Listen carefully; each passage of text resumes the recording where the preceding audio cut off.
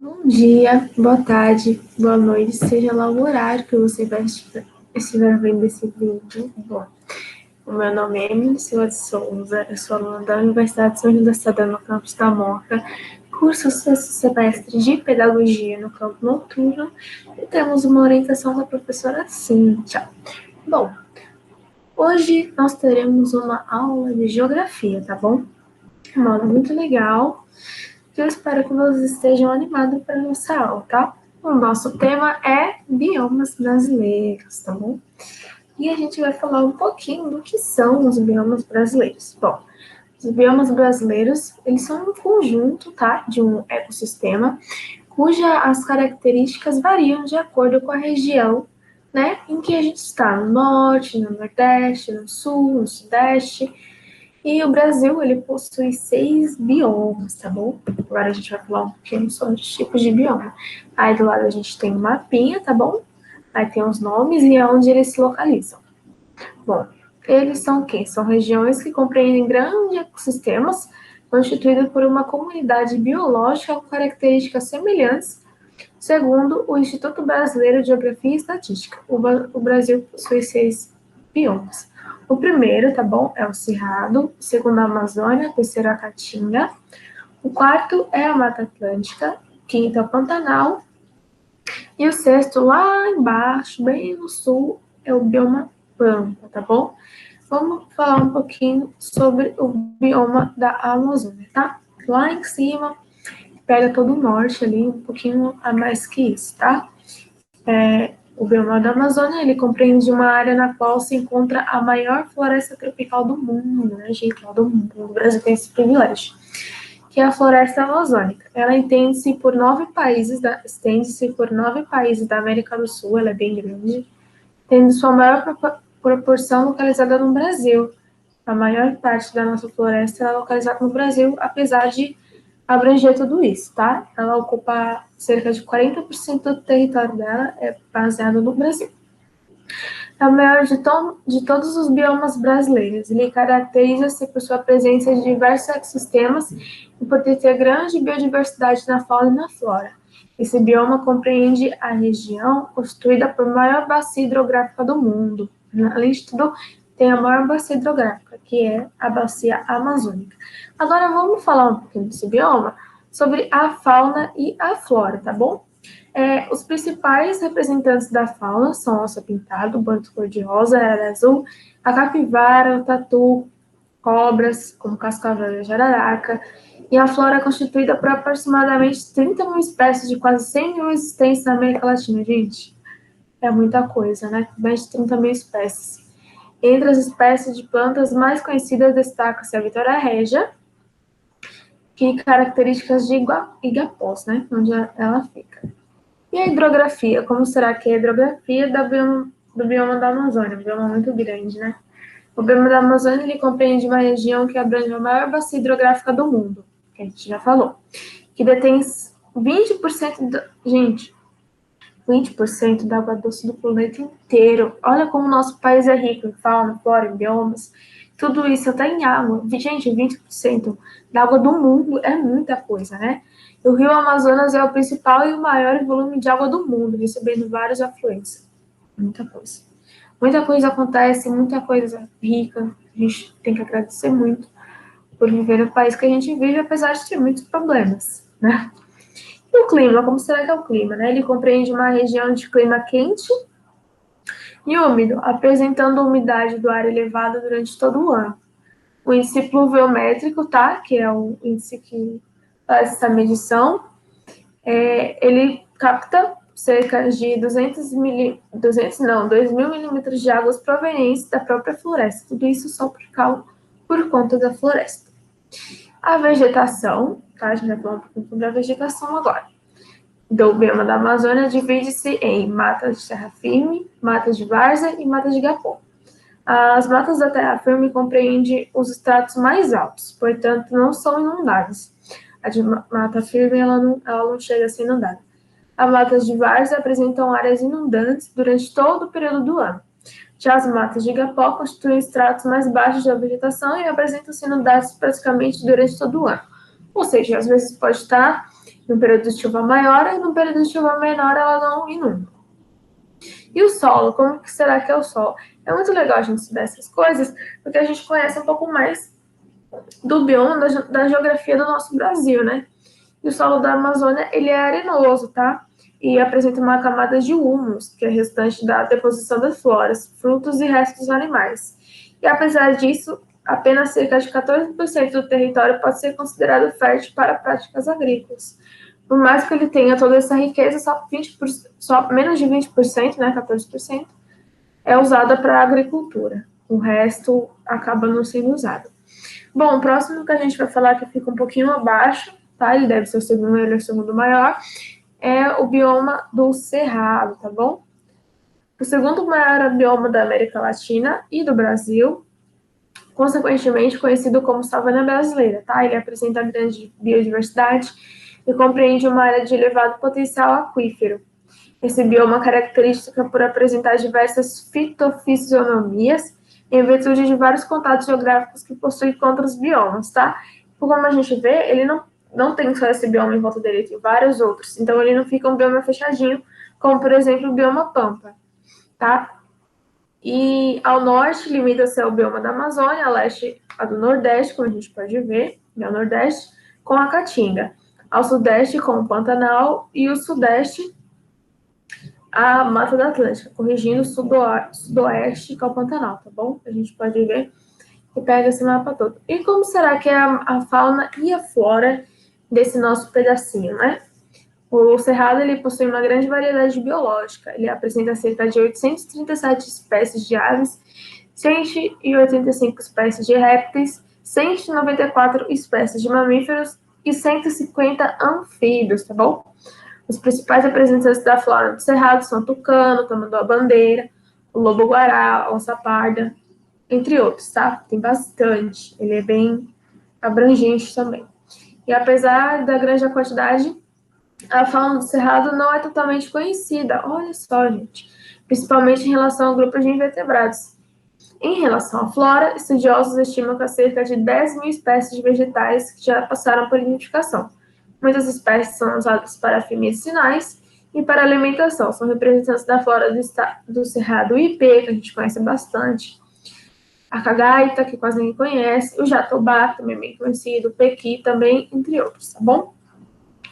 Falando da hidrografia, o Cerrado, ele abriga nascentes dos principais rios brasileiros, compreendendo, segundo o IBGE, 9 das 12 bacias hidrográficas representantes no Brasil. Então, ele ocupa bastante, né, do todo que a gente tem no Brasil. E além de abrigar tantas, o Cerrado localiza-se numa região em que existem grandes aquíferos, como o Guarani, que é um rio, e o Bambuí. E por isso esse bioma é considerado o bioma, que é o berço das águas, tá bom? E o clima, a gente falou da Amazônia, a gente vai falar do Cerrado agora. O clima do bioma do Cerrado é predominantemente tropical sazonal. A gente já teve uma aula sobre isso, hein? Apresentando duas estações bem definidas, invernos secos e verões chuvosos. O período de seca tem início do mês de maio e termina no mês de setembro. Já o período chuvoso inicia-se em outubro e finaliza-se em abril. A média que chove lá é de 1.500 milímetros e a temperatura média anual é de 22 graus, mas variando ao longo desses períodos. É uma temperatura muito boa. E a vegetação? O Cerrado apresenta vegetações distribuídas em formas savânicas, tá? Formações florestais e formações campestres. As espécies, elas variam entre formas arbóreas, herbáceas, arbustivas e cipós. A gente pode estar falando um pouquinho disso em aulas futuras, tá bom? Distribuindo-se entre estrato lenhoso e estrato herbáceo. Além das árvores dos troncos tortuosos, que podem apresentar cerca de 20 metros, eles podem ser gigantes, né, como a gente pode ver. Há também cactos e orquídeas no cerrado. A vegetação desse bioma, ela apresenta tonalidades verde, amarelo, tons amarronzados, ocasionados pela causa da incidência solar, tá bom? Então ele fica vermelho por causa do sol, ou vermelho não, marrom. E o solo? Os solos do cerrado são antigos, tá? São do período terciário, que é bem antigo, e caracteriza-se principalmente pela profundidade da drenagem. São bastante porosos e permeáveis, proporcionando um processo de lixiviação. O que seria isso? Ele é um processo, tá? É um processo erosivo, provocado a partir da lavagem da camada superficial do solo. e apresentam cores avermelhadas e dividem-se entre latossolos e podisólicos. Os latossolos são avermelhados e possuem acidez que são pobres e em nutrientes. Então, assim, eles também não são muito bons para a agricultura, tá bom? E o outro tipo de solo, ou agrissolos, que tem outro nome também, apresentam coloração mais escuras e são propícios a sofrer processos erosivos. Então, o bioma do Cerrado também não acaba sendo um bom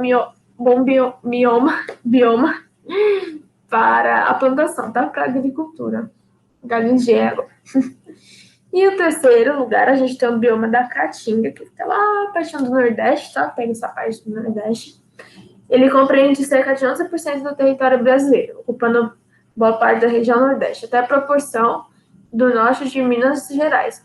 O nome dado a esse bioma tem origem indígena e significa floresta branca, tá bom? Denominação que remete às características dessa vegetação ao longo da estação seca. E considerando o bioma mais seco, a Caatinga apresenta baixos índices pluviométricos, ou seja, no bioma da Caatinga não chove tanto quanto chove, por exemplo, na Amazônia. E a fauna e a flora desse local, segundo alguns estudiosos, a Caatinga é um bioma bastante exclusivo do Brasil, é bem exclusivo do Brasil. Por isso, a maioria das espécies é endêmica e ocorre somente numa determinada área. Entre os biomas brasileiros, é o que possui a botânica menos conhecida. Olha, gente, não é tão estudado a botânica do bioma. As espécies mais características da sua flora são o mandacaru, o juazeiro, o ambu, o xique-xique, entre outros, tá bom?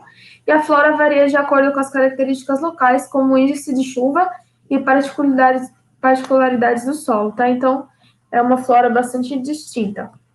A fauna da Caatinga é rica em biodiversidade, contando com cerca de 178 mamíferos, 591 aves, 177 espécies de répteis, 79 anfíbios, 241 peixes e 221 espécies de abelhas, ou seja, bastante coisa.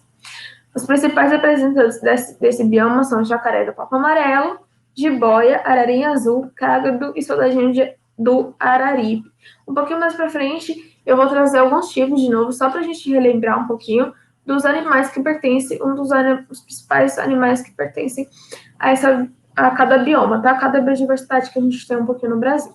Então, agora a gente vai falar um pouquinho da hidrografia, como a gente já falou um pouquinho dos outros, né? É caracterizada por ter rios intermitentes, ou seja, rios que secam durante um período do ano, tá? Então, às vezes, na época que tem muita chuva, ele seca. E se comparados aos intermitentes, são poucos os rios perenes nesse bioma, que continuam firmes o ano todo.